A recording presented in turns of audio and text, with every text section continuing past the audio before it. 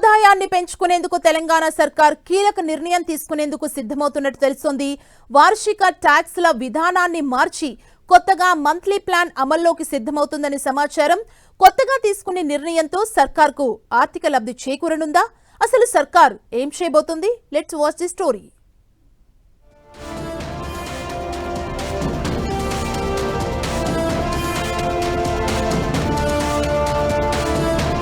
రాష్ట్రంలోని అన్ని జిల్లాల్లో కామన్ బిల్ విధానాన్ని తీసుకురావాలని సర్కార్ నిర్ణయించింది.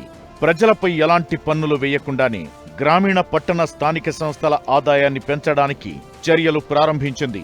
ప్రతి నెల వాటర్, కరెంటు బిల్లుల మాదిరిగానే ఇక నుంచి ఇంటి పన్ను విధానాన్ని మార్చేందుకు ప్రతిపాదనలు సిద్ధం చేసింది తెలంగాణ ప్రభుత్వం. వాటర్, కరెంట్, ప్రాపర్టీ ట్యాక్స్ కు సంబంధించి కామన్ బిల్ తీసుకురావాలని నిర్ణయించింది. అందుకు సంబంధించిన చర్యలను సర్కార్ ప్రారంభించింది. దీనికోసం ప్రత్యేకంగా మొబైల్ యాప్ రెడీ చేశారు అధికారులు. సీఎం రేవంత్ రెడ్డి పరిశీలించిన తరువాత ఈ యాప్ను ఆయన చేతుల మీదుగానే ప్రారంభించనున్నారు.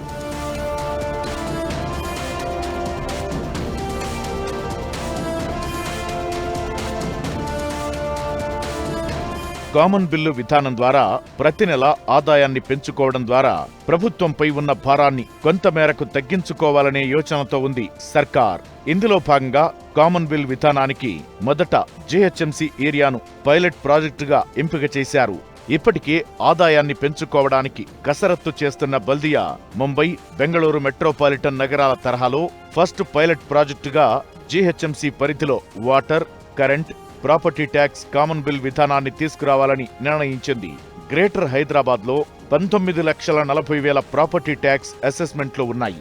ఇంకా ట్యాక్స్ నెట్వర్క్ పరిధిలోని బిల్డింగ్స్ లక్షల్లో బకాయిలు ఉన్నట్లు అధికారులు గుర్తించారు.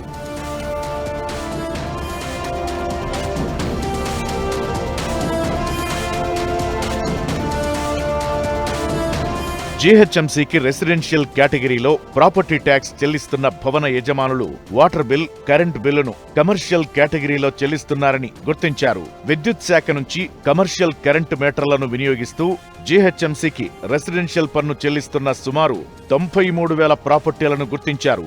వీటిని కమర్షియల్ ట్యాక్స్ పరిధిలోకి తీసుకురావడంతో పాటు ట్యాక్స్ పరిధిలోని మరో 70,000 భవనాలున్నట్లు అధికారులు చెబుతున్నారు.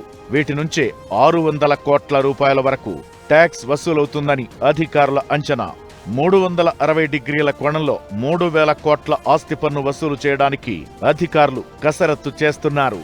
జీహెచ్ఎంసీలో వచ్చే ఫలితాల ఆధారంగా కామన్ బిల్ విధానాన్ని రాష్ట్ర వ్యాప్తంగా తీసుకురానున్నట్లు అధికారులు చెబుతున్నారు.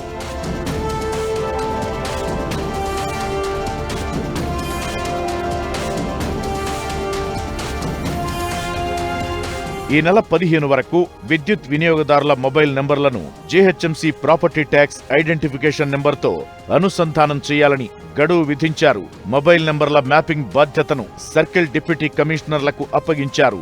క్షేత్రస్థాయిలో సిబ్బందిని సమన్వయం చేసుకోవాలని, గడువులోగా ఈ ప్రక్రియను పూర్తి చేయాలని స్పష్టమైన ఆదేశాలు జారీ అయ్యాయి. ఈ కామన్ బిల్లు విధానాన్ని అమల్లోకి తెచ్చి టెక్నాలజీని వాడి వసూళ్లను ఖచ్చితంగా రాబట్టాలన్న టార్గెట్తో సర్కార్ ఉంది. ఇది జీహెచ్ఎంసీలో సక్సెస్ అయితే రాష్ట్ర వ్యాప్తంగా అమలుకు చర్యలు తీసుకోవాలని సర్కార్ యోచిస్తోంది.